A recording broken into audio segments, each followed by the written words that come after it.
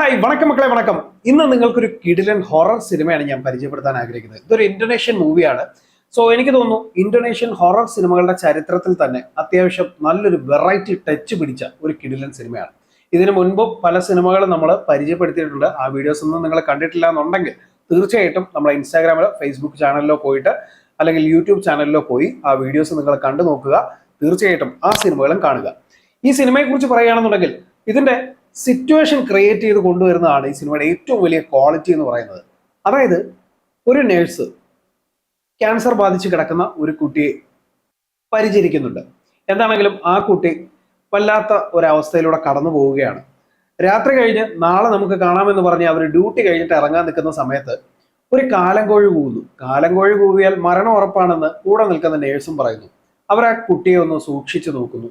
പക്ഷേ നിർഭാഗ്യമെന്ന് പറയട്ടെ, കുറച്ചു കഴിയുമ്പോഴേക്കും ആ കുട്ടി മരണപ്പെട്ടു എന്ന് പറയുന്നു. എന്താണെങ്കിലും ആ നേഴ്സിനോട് സൂപ്രണ്ട് മറ്റൊരു ആവശ്യം പറയുകയാണ്. ഒരു രോഗിക്ക് തീരെ വയ്യ, ആ വീട്ടിലേക്ക് ചെന്ന് അവിടുത്തെ കാര്യങ്ങളൊന്നും നോക്കണം, ആ രോഗിയുടെ അവസ്ഥയെക്കുറിച്ച് മനസ്സിലാക്കി അവിടെ ഒന്ന് പരിചരണം നടത്തണം എന്ന് പറയുന്നുണ്ട്. അങ്ങനെ അത് ഏറ്റെടുത്തുകൊണ്ട് നമ്മുടെ നായിക നേരെ അങ്ങോട്ടത്തേക്ക് ചെല്ലുന്നു. ചെല്ലുമ്പോഴാകട്ടെ ആ വീട്ടിലെ ഉടമസ്ഥനായിട്ടുള്ള വ്യക്തി വന്നിട്ട് പറയുന്നു, അമ്മ കുറച്ചു മുമ്പ് മരണപ്പെട്ടു, എനിക്ക് വേണ്ടിയിട്ട് നിങ്ങളൊരു സഹായം ചെയ്യാമോ എന്ന് ചോദിക്കുന്നു. അവര് പറയുന്നു, ഓക്കെ ഞാൻ ചെയ്യാലോ, എന്താണ് വേണ്ടത്? അദ്ദേഹം പറയുന്നു, ഇതെന്റെ രണ്ടാനമ്മയാണ്, എനിക്ക് ഇവരെ കുളിപ്പിക്കുവാനുള്ള അനുവാദമില്ല, ദയവേത് നിങ്ങൾ ഇവരെ ഒന്ന് കുളിപ്പിച്ചു തരണം എന്ന് പറയുന്നു. അങ്ങനെ ഒരു മരണത്തിന്റെ കാര്യമല്ലേ, ഒരു മകന്റെ ആവശ്യമല്ലേ, ഞാൻ ചെയ്തു തരാമെന്ന് പറഞ്ഞിട്ട് അവർ ആ കർമ്മം ഏറ്റെടുത്ത് വളരെ ഭംഗിയായിട്ട് ആ കർമ്മം നിർവഹിക്കുന്നു. അത് കഴിയുമ്പോഴേക്കും അയാൾ മറ്റൊരു ആവശ്യം കൂടെ പറയുന്നു, എനിക്ക് ഇവരുടെ മരണാനന്തര ചടങ്ങുകൾ നടത്തുവാനായിട്ട് പുറത്തു പോകേണ്ടത് ആവശ്യമുണ്ട്, ദയവായി ഈ മൃതദേഹത്തിന് കുറച്ചു നേരം നിങ്ങളൊന്ന് കാവലിരിക്കണം എന്ന് പറയുന്നു. വളരെ സിമ്പിളായിട്ട് തന്നെ അവർ ഓക്കെ എന്ന് പറഞ്ഞ് പോകുന്നു. ആ നേരത്താണ് അവർ നോക്കുമ്പോൾ കാണുന്നത് കാലിന് സ്വാധീനക്കുറവുള്ള ഒരു കുട്ടി മുകളിലുണ്ട്. അത് തന്റെ മകളാണ്, ദയവായി അവളെയും കൂടെ നോക്കണം എന്ന് പറഞ്ഞിട്ട് അയാൾ പുറത്തേക്ക് പോകുന്നു. ഈ ഒരു അറ്റ്മോസ്ഫിയർ നിങ്ങളൊന്ന് ആലോചിച്ച് നോക്കുക. ആരുമില്ലാത്ത വലിയൊരു ബംഗ്ലാവ്, അവർക്ക് ഒരു പരിചയമില്ലാത്ത ഒരു ബംഗ്ലാവ്.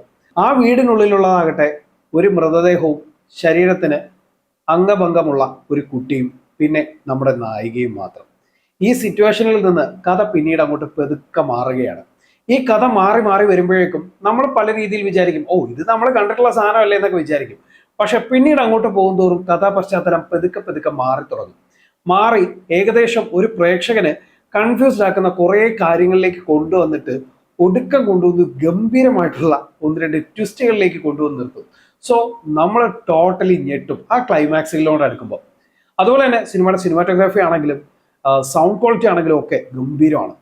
നിങ്ങൾ നല്ല സൗണ്ട് ക്വാളിറ്റി ഉള്ള നല്ല വിഷ്വൽ ക്വാളിറ്റി ഉള്ള ഒരു സിസ്റ്റത്തിലോ ടി വിയിലോ ഒക്കെയാണ് ഈ സിനിമ കാണുന്നതെന്നുണ്ടെങ്കിൽ ഉറപ്പായിട്ടും ആ ജംസ്കേഴ്സ് നന്നായിട്ട് വർക്കാവും. എന്ന് കരുതിയിട്ട് ഒരു കാര്യം പറയാം, ലൈറ്റൊക്കെ ഇട്ട് ചുമ്മാ ഇരുന്ന് കാണുകയാണെന്നുണ്ടെങ്കിൽ ഒരുപക്ഷെ നിങ്ങൾക്ക് ആ ഒരു ആംബിയൻസ് ക്രിയേറ്റ് ചെയ്യാതെ പോവാം. നല്ല സൗണ്ട് ക്വാളിറ്റി എന്ന് ഞാൻ എടുത്തു പറയാനുള്ള കാരണം എന്താണെന്ന് വെച്ച് കഴിഞ്ഞാൽ ആ സൗണ്ടിന്റെ ജംസ്കേഴ്സിന്റെ കുറെ സംഭവങ്ങളുണ്ട്. അത് കറക്റ്റായിട്ട് വർക്ക് ആവുകയാണെന്നുണ്ടെങ്കിൽ ഇതിനകത്ത് ജംസ്കേഴ്സ് നിങ്ങൾക്ക് ഞെട്ടാനുള്ള നല്ല വകുപ്പുകളും കാത്തു വെച്ചിട്ടുണ്ട്. കണ്ടു നോക്കേണ്ട ഒരു കിടിലൻ സിനിമയാണ് ജഗ പോക്കോങ്. അപ്പോൾ തീർച്ചയായിട്ടും ഈ സിനിമ കണ്ടിട്ടുള്ളവരാണെങ്കിൽ നിങ്ങളുടെ അഭിപ്രായങ്ങൾ കമന്റ് ചെയ്യുക. അതുപോലെ തന്നെ കണ്ടിട്ടില്ലാത്തവരാണെങ്കിൽ ഉറപ്പായിട്ടും ഈ രണ്ട് സിനിമകളും കണ്ടു നോക്കാൻ ശ്രമിക്കുക. സിനിമയെക്കുറിച്ച് കൂടുതലൊന്നും പറയുന്നില്ല. കണ്ടതിന് ശേഷം നിങ്ങൾ ഈ വീഡിയോയ്ക്ക് താഴെ നിങ്ങളുടെ അഭിപ്രായങ്ങൾ കമന്റ് ചെയ്യാൻ മറക്കരുത്. പുതിയ വീഡിയോസുമായിട്ട് വീണ്ടും വരാം. ചാനൽ ഫോളോ ചെയ്യുന്ന കാര്യവും സബ്സ്ക്രൈബ് ചെയ്യുന്ന കാര്യവും മറക്കരുത്. അതുപോലെ തന്നെ വീഡിയോ ഇഷ്ടമായിട്ട് മറ്റുള്ളവർക്ക് ഷെയർ ചെയ്ത് കൊടുക്കാനും മറക്കരുത്. നിങ്ങളുടെയൊക്കെ സപ്പോർട്ട് തന്നെയാണ് എപ്പോഴും മുന്നോട്ട് നയിക്കുന്നത്. അതുകൊണ്ട് കൂടെ ഉണ്ടാവുക, സപ്പോർട്ട് ചെയ്യുക. പുതിയ വീഡിയോസ് റിവ്യൂസ് റോസ്റ്റിംഗ് ആയിട്ട് നമ്മൾ വീണ്ടും വരുന്നതായിരിക്കും. അതുവരേക്കും